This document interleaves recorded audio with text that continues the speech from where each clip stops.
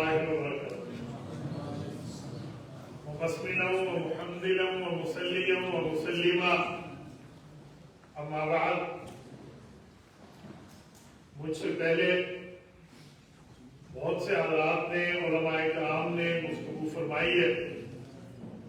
میں جتنی گفتگو تعمیری انداز میں سن چکا ہوں، حضرت مولانا مفتی ابو محمد اور حضرت مولانا مفتی محمد زبیر، ان دو مفتیان کرام کی گفتگو کی حرف بحرف تائید کرتے ہوئے میں اپنی بات شروع کر رہا ہوں.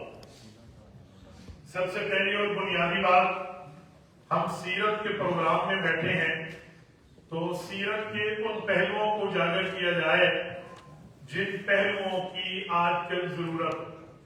بنیادی بات یہ ہے کہ جناب گورنر خیبر پختونخوا جناب تشریف فرما ہے.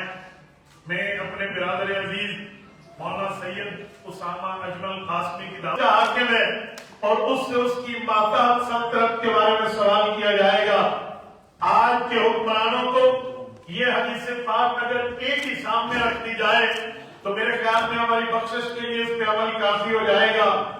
آج ہم سوال میں نیب سے تو ڈرتے ہیں، سوال کے معاملات میں اینٹی کرپشن کے محکموں سے تو ڈرتے ہیں. ہمیں اس اللہ کا خوف کیوں نہیں رہا، اس اللہ کا ڈر کیوں نہیں رہا؟ جہاں پیشی ہوگی وہاں اس پیشی کے اندر کوئی سفارش قبول نہیں ہوگی، کوئی واسطے آستے کی بات نہیں ہوگی. ہاں جسے چاہے رب اجازت دے دے. رسالت مآب علیہ السلام کی سفارش پھر رتبہ برتبہ ہے، لیکن وہاں دو نمبریوں کی سفارش نہیں ہے. ہمیں اپنے جرائمات میں جھانکنے کی ضرورت ہے کہ ہم میں ہر آدمی جتنے حکمران بیٹھا ہے اپنی رعیت کا، چاہے وہ ایک دفتر کا ہے، ایک محکمے کا ہے، ایک ضلع کا ہے، ایک صوبے کا ہے، یہ ایک ملک کا ہے، ہمیں اس کے بارے میں اللہ کو جواب دینا ہے. میں جناب گورنر فیصل کریم کنڈی، اللہ ان کے عمر میں برکت عطا فرمائے، ان کے سامنے ایک جملہ کہنے لگا ہوں. شیخ الحدیث حضرت مولانا محمد زکریا کاندھوی رحمہ اللہ نے اردو کی حدیث پاک کی کتاب فضائل اعمال میں لکھا ہے کہ حضرت عمر رضی اللہ عنہ کا زمانہ تھا.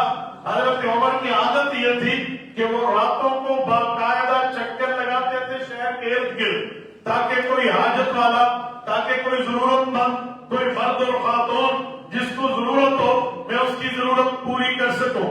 حضرت عمر کے مددگار ہیں، ان کا نام اسلم ہے، حضرت عمر کے خادم تھے. انہیں ساتھ لے کر حضرت عمر چلے ہیں تو شہر سے باہر ایک خاتون اپنے بچوں کو سلا رہی ہے، لیکن بچے سو نہیں رہے. عمر فاروق رضی اللہ عنہ نے دیکھا کہ دیگچی میں کوئی چیز پک رہی ہے. کچھ ٹائم کے بعد جا کر اس خاتون سے کہا کہ یہ کھانا کب پکے گا تاکہ بچے کھائیں اور اس کے بعد یہ شور شرابہ بند کر دے، یہ رو رہے ہیں. وہ کہنے لگی اس دیگچی میں کوئی کھانا نہیں ہے، میں نے پانی ڈال کے فار دا ٹائم پاسنگ صرف بچوں کا خیال بہلانے کے لیے یہاں پانی رکھا ہے، ہمارے پاس کھانے کو کچھ نہیں ہے، میں شہر جا رہی ہوں. صبح میں نے امیر المؤمنین کے دربار میں پیش ہونا ہے اور اپنی غربت کا حساب لینا ہے.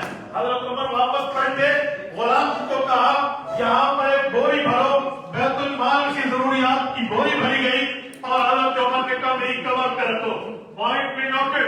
امیر المؤمنین 22,000 مربع میل کا حکمران کہتے ہیں میری کمر پہ رکھو. اسلم کہتے ہیں میں اٹھاتا ہوں.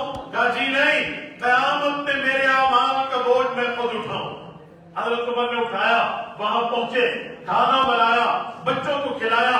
کھلانے کے بعد واپس نہیں ہوئے، کچھ ٹائم دور بیٹھ کے وقت کا انتظار کرنے لگے.